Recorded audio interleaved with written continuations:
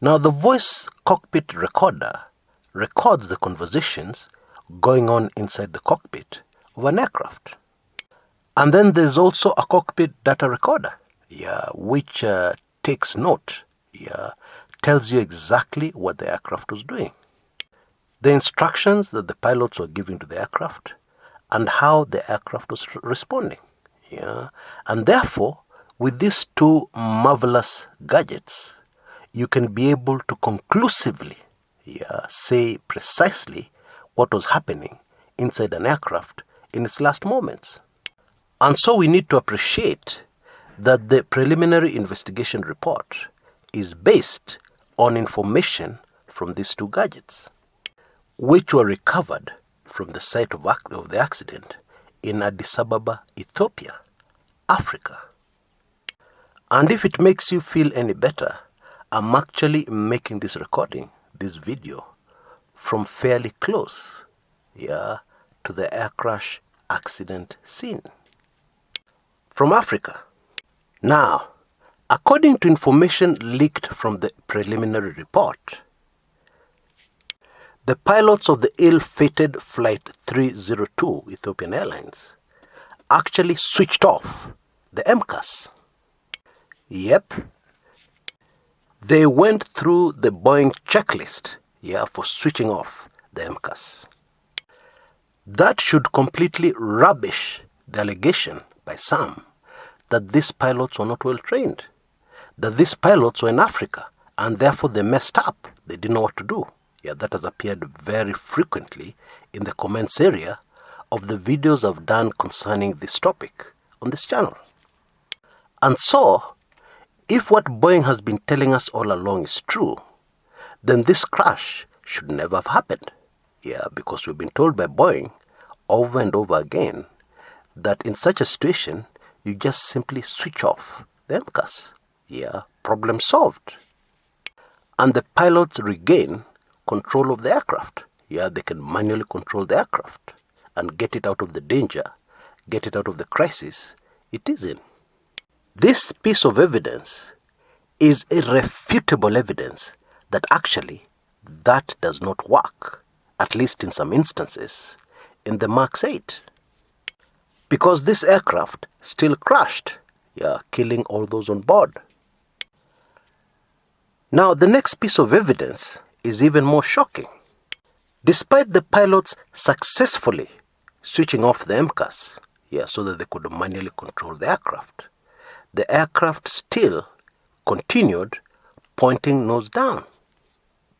The aircraft still continued experiencing problems. And what happened next is that the MCAS switched on again. I've chosen my words carefully. They switched on again, and it is still not conclusive. It is still not clear whether they were switched back on by the pilots or they switched back on automatically.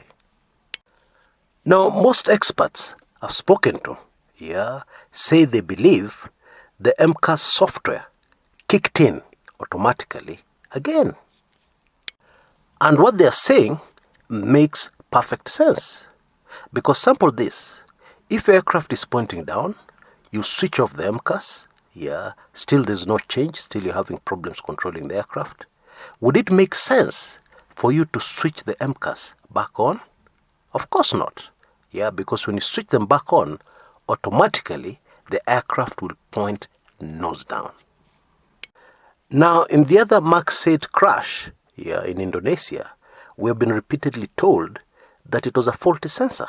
The single faulty angle of attack sensor at the front of the aircraft caused the software to believe that the aircraft was in danger, falsely believe that the aircraft was in danger of a stall, and therefore kept on pointing the nose of the aircraft down.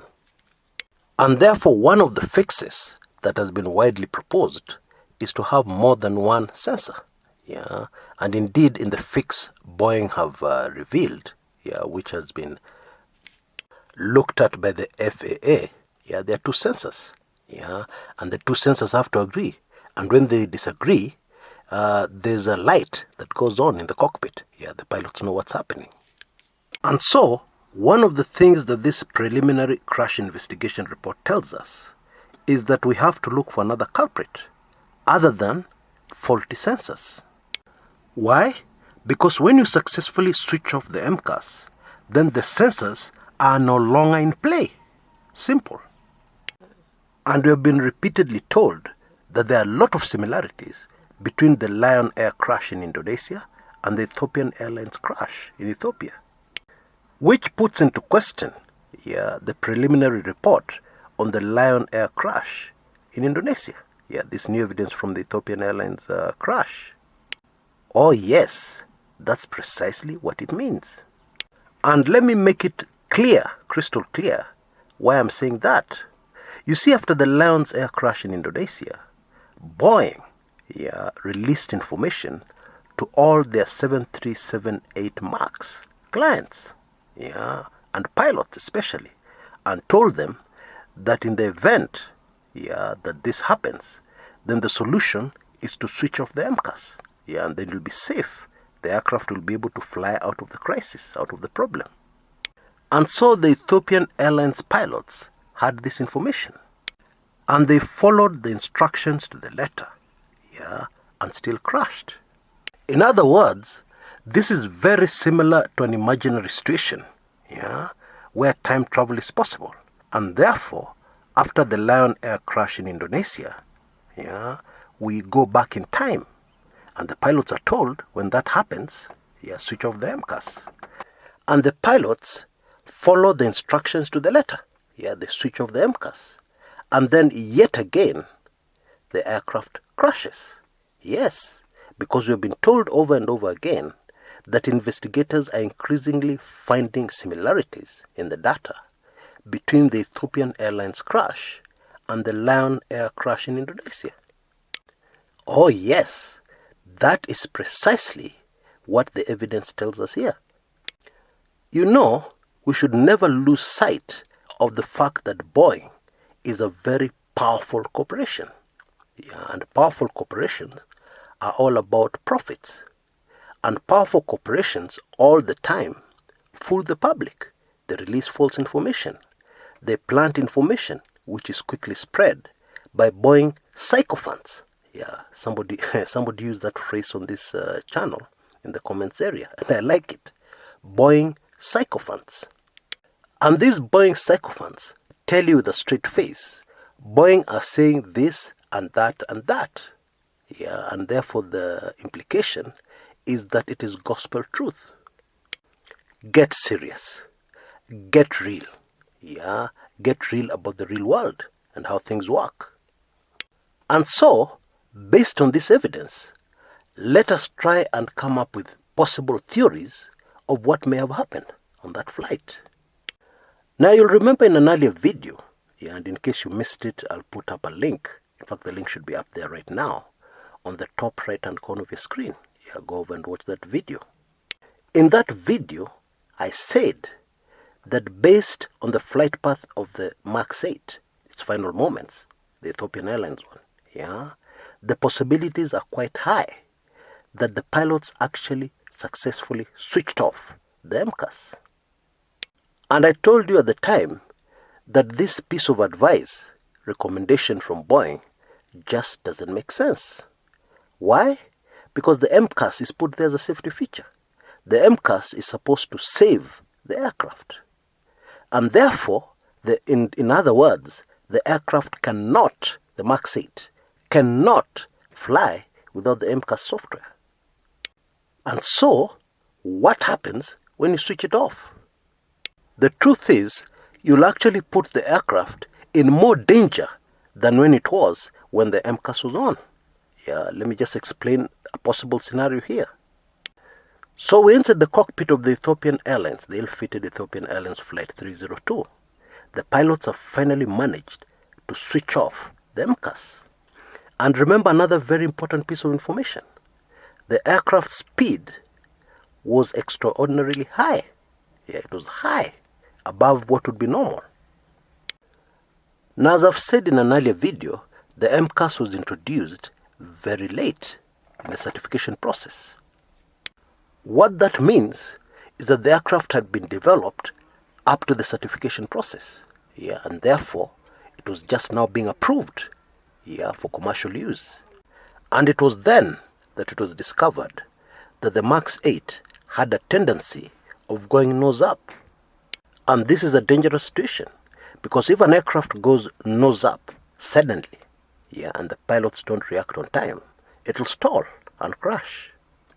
And so the MCAS was introduced as a safety feature to counteract this, yeah, to make the aircraft safer.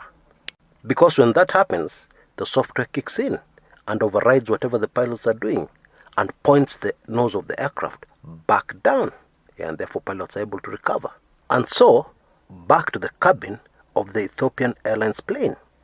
The MCAS has been successfully switched off, but the aircraft was traveling at a very high speed, and the sensors are working. That is why the MCAS switched on in the first place. So what happens immediately the MCAS is switched off? The nose of the plane points dangerously nose up, and the pilots, they struggle to regain control of the aircraft. And they can't. Why? Because the MCAS was introduced because in ordinary situations, pilots cannot control this, yeah, unless the MCAS software helps them by forcing the nose of the aircraft nose down. Now there's something you should take note of, yeah, because of the design of the MAX 8, okay, the higher the speed, the more vulnerable it is to a nose-up situation. And therefore, my theory is that this aircraft was doomed, yeah, because of the high speed. If the aircraft was 30,000 feet up in the air, then the situation would have been very different, because there's plenty of time. And if the plane points nose down, it is not such a panicky situation as when the aircraft is very close to the ground, because there's time to recover. But when this happens shortly after takeoff, there are serious problems, serious issues. And that is why, bottom line, I can say, based on my theory, which is based on actual evidence, yeah, from the air crash accident, the MAX 8 is not safe to fly. That's really what it is.